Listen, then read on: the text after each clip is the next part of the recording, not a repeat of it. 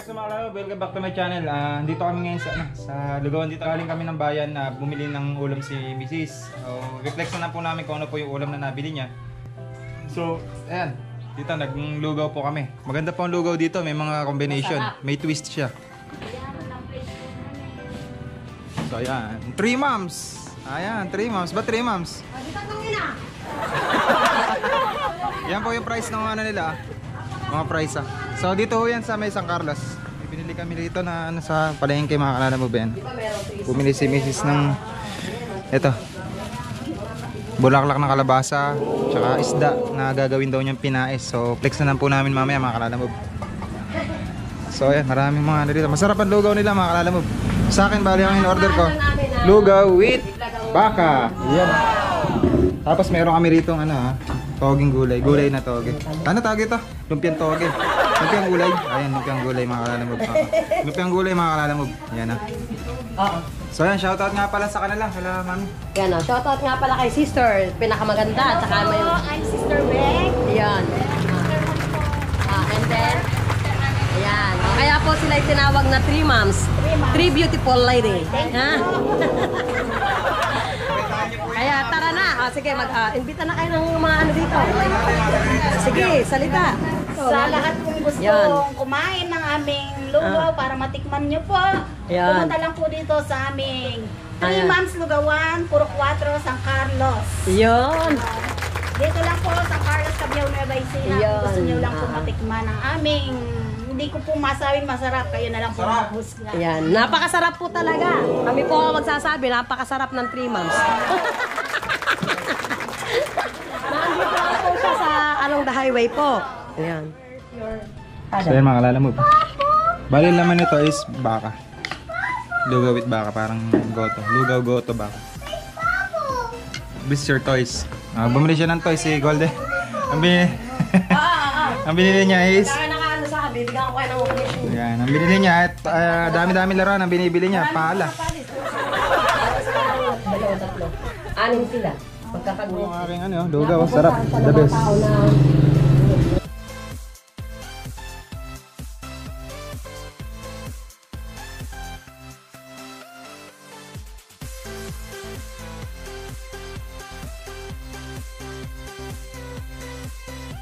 Mga kalala mo yung anak nila Ate Annabel. Ano ka? Ba't napaganyan ng ano mo? Ba't Yan, bigyan mo si Jobinson. Jobinson na! May pangmerienda. Kunin mo, get. Sige na. Bilis. Kunin mo na. Dali. Kunin mo, bilis. Bilis Maylin, ikaw na nga kumuha, Maylin. Mahihain si Jobinson. Yan. Yan yung mga anak ni Ate Annabel, mga kalala mo. So sa araw pag di na busy, pasyalan natin at gagawin na namin yung bubong niya. Sige natin. Magluto. Bago maayusin niya, meron lang akong gagawin. Bali, magmamagic tayo. Yan. So, ito, meron tayong mineral dito. Tara, tayong tatlong na golden. Halika, bis, bebe. Shh, come here. Basta mamagic. Golden, come here. Come here, bilis. Come here. Come here, magic. Let's go. Come, magmamagic tayo nila, mami. Bilis. May mineral water ako kanina na. So, magmamagic tayo. Magic naman. Basta, may gagawin ako. Yung mag-iiba yung ano nito. Mag-iiba ang kulay. So, tara. Dito. Golden, look at this. Look at this one. Dito po kayo. Puta tayo. So, ito mga kalala mo, meron tayong mineral. So, ito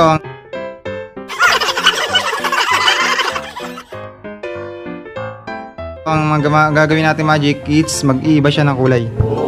So, una gagawin natin. Ha. Ikaw.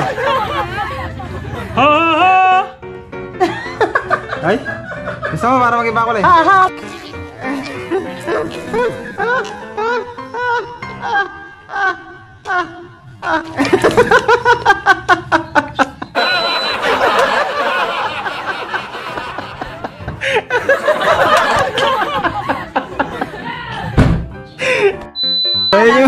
Yun yung magic.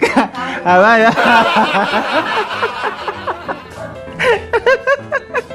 Masarap si Golden. So yan ang magic natin. Alam mo ba?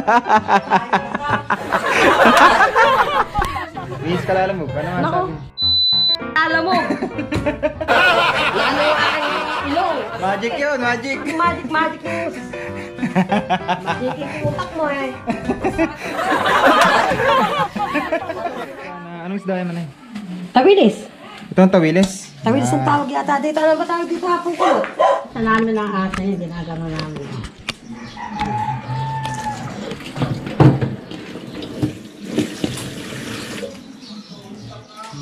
Ipapais ko sa ano eh. Sa daan ng saging. Sa daan ng saging. So, tinatanggal po nila ngayon yung bituka. Ang pagtanggal po ng bituka ng tawilis is yung sa hasang po. Pipigain po. Or kukurtin po yung hasang para kasama na rin po yung bituka na lalagyan. Ito, yaman. Yan. So, may kabili rin po. Ano to? Magkano tong bunga na ito man eh? Ha? Magkano to? Basta lahat-lahat yan, 100. 100 to? Oo. 100 po ang price kasama po itong bunga na mura po ito eh. So, yan ang akalala mo. 100 lahat yan. 100 pesos. O yan po yan, yung isdang tawilis ba ang tawag dito? Talinis yan. Tawilis. Tawilis. Kamyas na kinuha na kamyas na binilad. Ano? Lagyan niya po ng konting asin. Ayan mga kalala mo.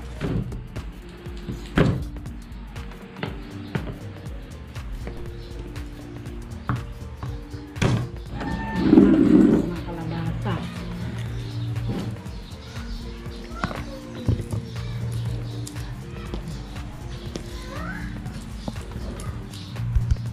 Yan.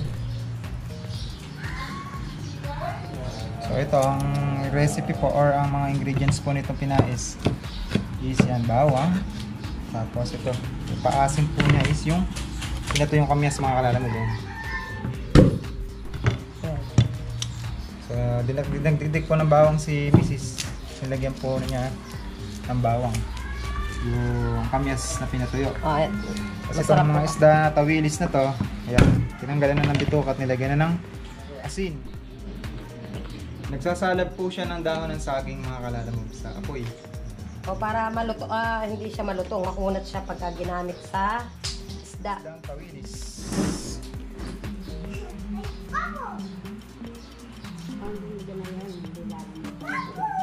Ha? Ay, yung ano mo, suka mo, Ano suka? kamyas. O wala, sa ilalim ang kamyas. Oo, kailangan talaga niya. Sa ilalim ang kamyas nan.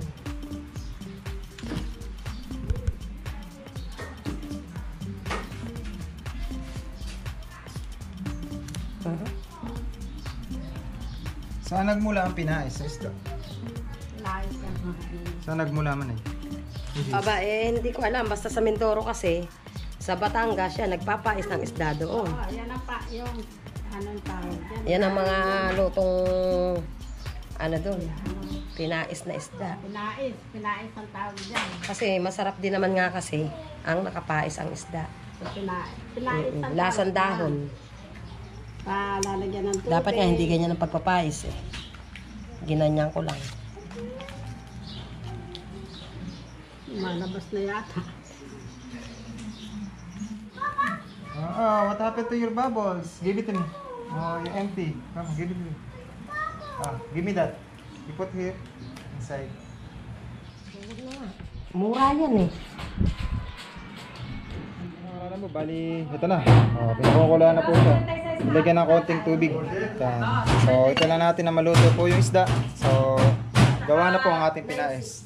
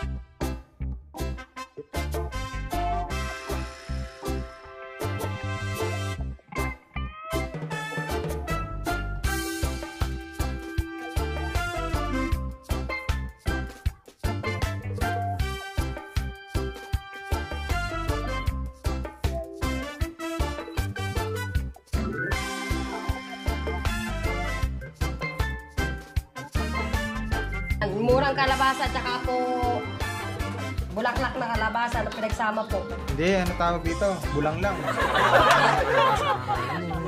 Sarap niya, no? Bulang lang na kalabasa. Sa inyo pinais.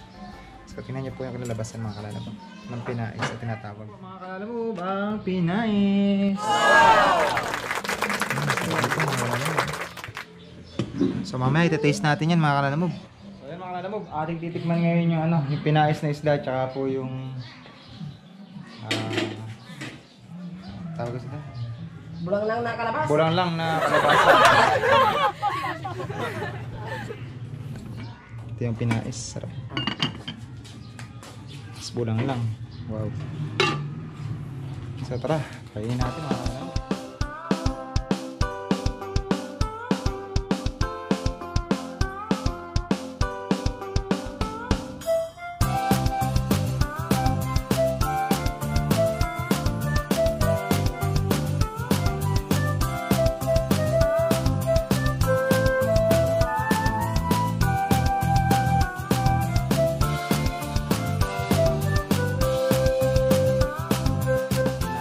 Sa G. Uy, mga kalala mo beta.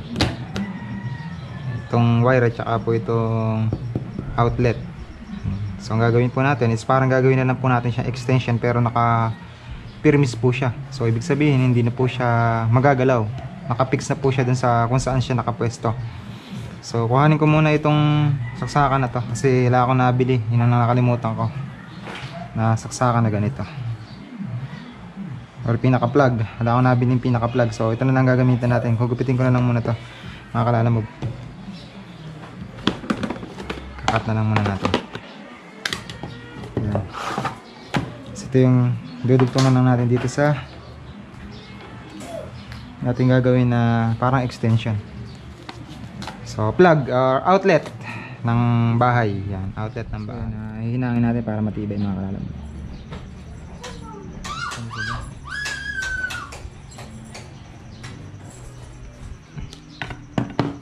Mo ba? Para ma-fix po yung wire, hindi po maglalay-lay-lay-lay. So ang gagawin natin, i-stila na po natin dito yung wirings pag ganun po siya sa may poste po na to. Ayan na, nakalala mo itong main switch natin. So patay na, nakalala mo wala na electric pan eh. So i-stila ko na. So extension lang tong gagawin natin na naka-fix para hindi na po tayo saksak ng extension. So tara mga kalalabog, makita tayo.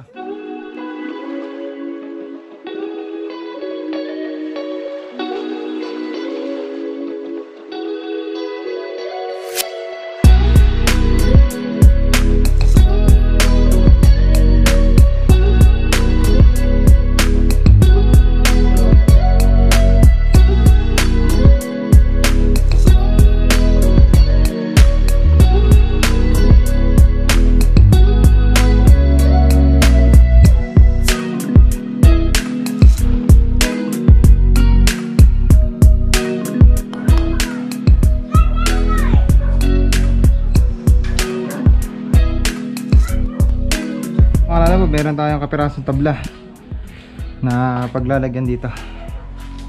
Ganyan po yung mga kalalabog. Nakita nyo po ba? Ganyan po ang magiging forma nyan. So papakuin po muna natin dito.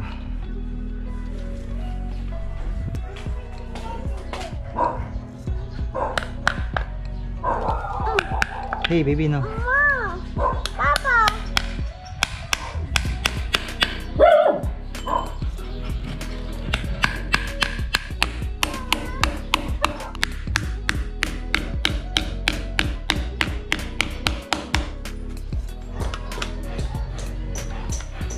Maganda kasi may outlet dito para hindi tayo saksak ng saksak sa ating extension. Sa malamang na madapa ka pa.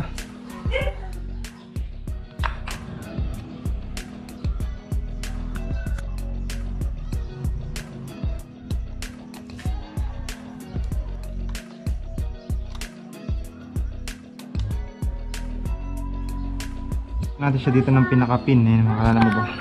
Pin. Tapos dito. Para secured. So, tinidiktungan natin.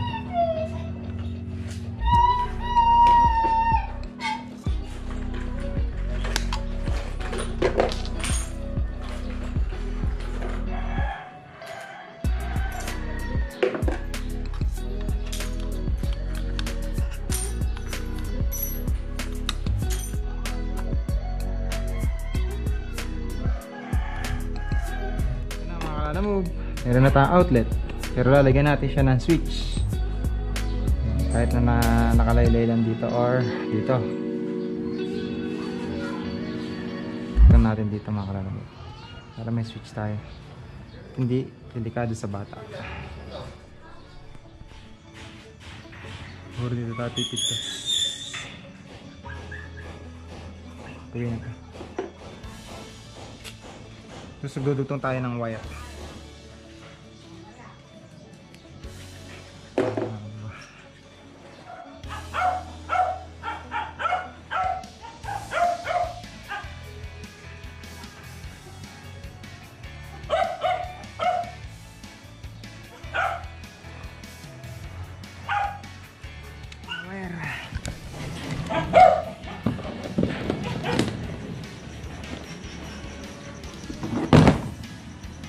Sabi dito sa ating switch. So ito yung tinatawag na toggle switch mga kalalambog.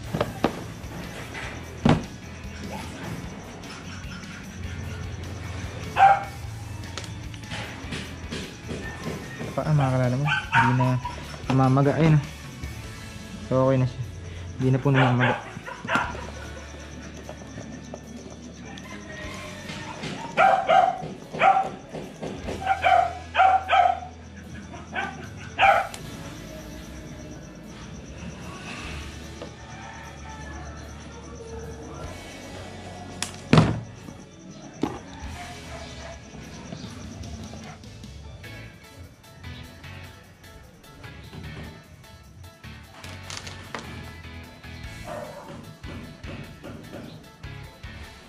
So mga kalala mo, bali yan, nakapaglagay na po tayo ng switch. So, or nakapag-install na tayo. So ang gagawin natin, electric tape na lang po muna rito. And then, pipix na po natin dito. So yan mga kalala mo, meron na tayong switch. So mga kalala mo ba, switch po natin mga kalala mo. Yun o, under na o. Electric pa na. So ibig sabihin, magana na po yung switch nya. So, friendly po siya. Ayan. Kahit nilipat natin dito, wala yun.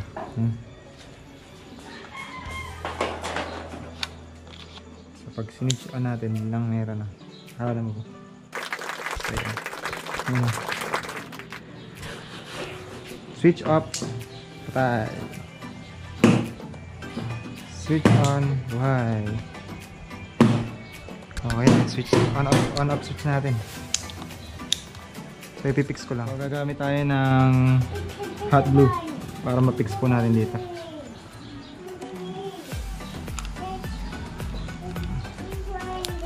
So yan. Hot glue yung ginamit natin pang fix. Yan yung mga kalabog.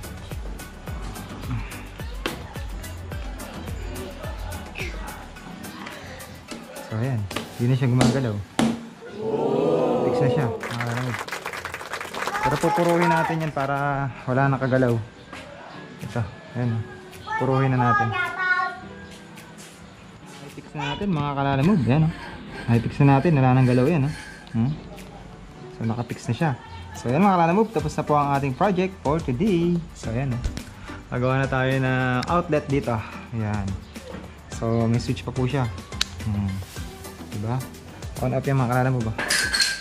Ganyan. On ko. Under yan. Ayan o. Off ko. Yan mga kalala mo. Wala na yan. So yun. So once again, maraming salamat po sa mga subscribers po, sure, tsaka po sa mga likers natin. So God bless and more blessings po. Salamat po sa lagi po ninyo pagtutok kay Lalo Move. Thank you. God bless and more blessings po mga kalala move. So once again, this is the last episode of our vlog for today. So see you on my next vlog. So So, this Lala Move Brain, it's your service. God is good all the time. Take care po, mga Kalala Move. See ya!